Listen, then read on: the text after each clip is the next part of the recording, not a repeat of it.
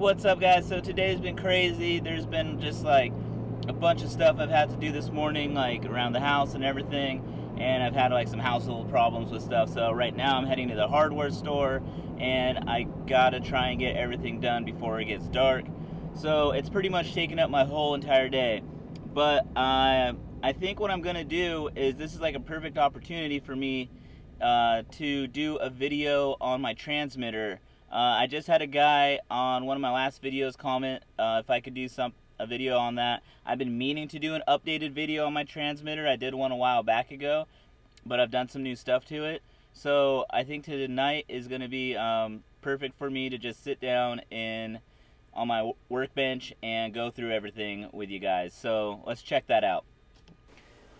Hey, what's up, guys? So, okay, finally done with everything. If I look extremely tired, that's because I am, and I'm going to do most of this transmitter review without my face in it. It's just going to be me talking. So, it might be a long-winded review. You could skip through some of the sections, get to maybe which ones that you're looking for, but I've been meaning to do this part 2 because I have changed some things up with my transmitter, and I know some of you guys were interested in seeing what I've done to it. So let's get started and dive into this review.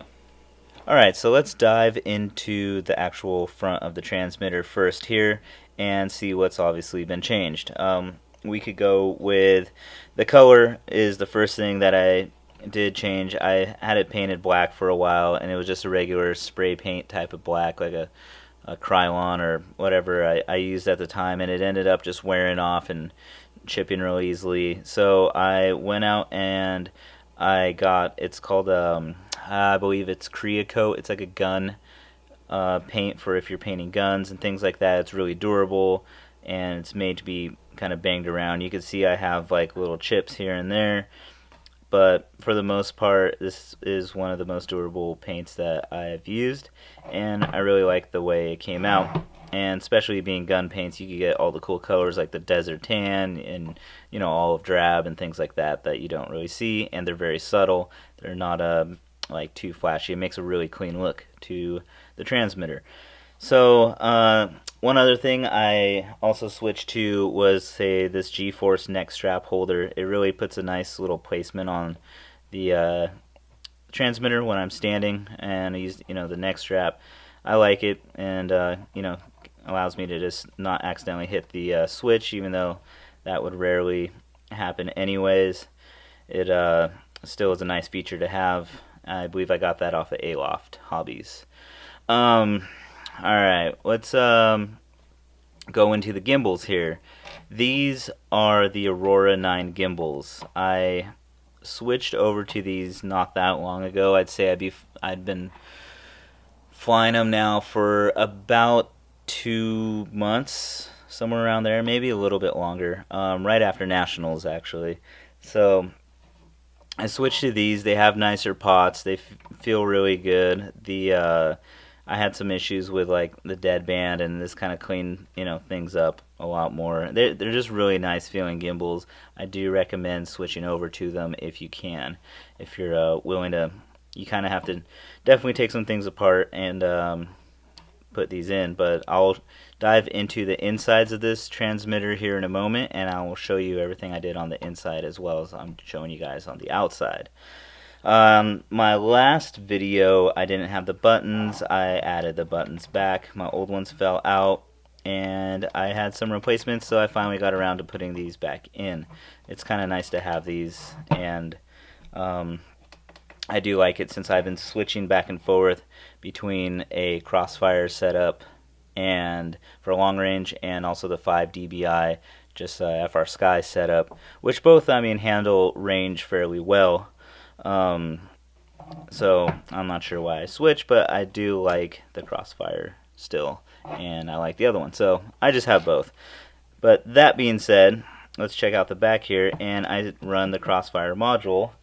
So like I said, I like it. It's been pretty handy to have in some situations where I am doing some stuff where I need like a stronger penetration of getting the receiver linked up to this guy for like long range stuff, or if I'm flying like through say, building scenarios or things like that I have in the past. This has worked very well.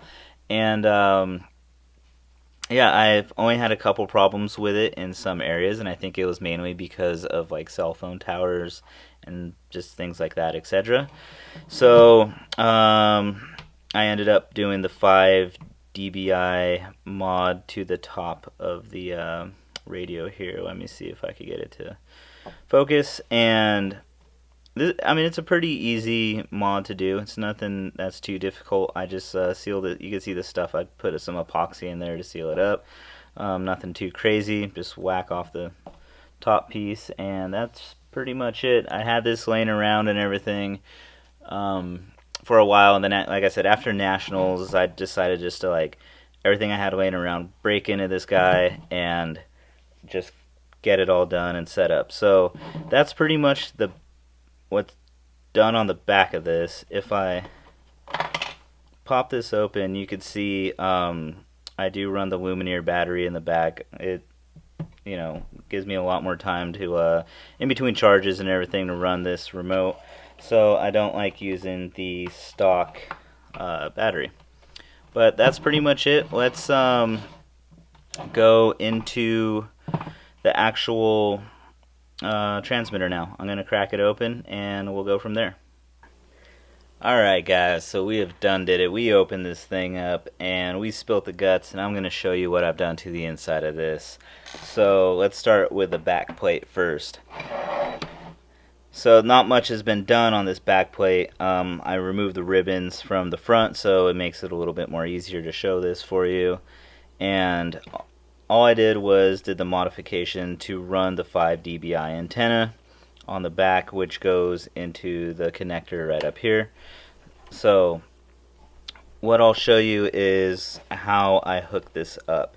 If you see here, this top board, this is your antenna module, and the antenna cable, what happens here is there's 2 ground pads and there's a small signal pad under this ball of solder that you can't really see right now because it's soldered on there. But the main thing is all you need to do is remove the shielding from the wire here.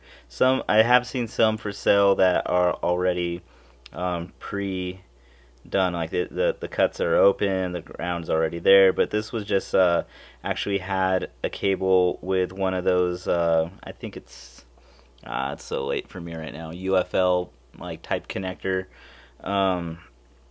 And it has like the pin that goes in here, but that type of connector actually will hurt your range in the long run of everything to begin with. This is the best way to do it, is just direct solder it. It does take, you know, some fine soldering to do this. Just be patient and take your time with it. Don't rush anything and you'll be completely fine. But that's basically it. I just ran the wire coming straight down from here into the ground area and this little signal pad. Like I said, just solder that up, and just you know, I put some epoxy in there. It's probably not the cleanest job on it, but it does its work. So that's all really for the this section here. That pretty much sums it up on the back. The harder task to do is getting the Aurora 9 gimbals in.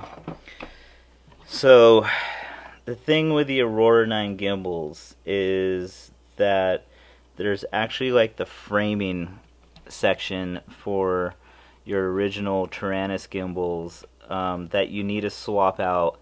So you basically take apart everything of your Aurora 9 gimbals to get to where you just have the actual like the pots and things like that you need, and you take like the frame that's bolts into the Taranis like front case, and you pop the Aurora ones into it. There's a couple videos I think on YouTube showing how to do that.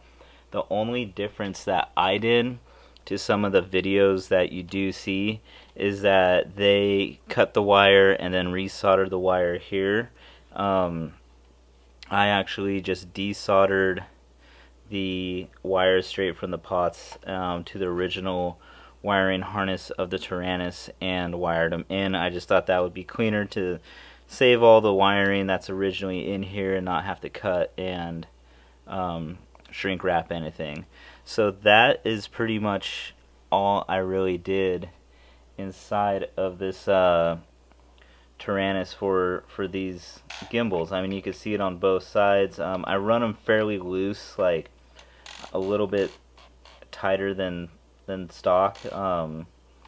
I do also, if you could see, I don't have the little ratchet movement on there, which I'm sure a lot of you guys don't use the ratchet anyways.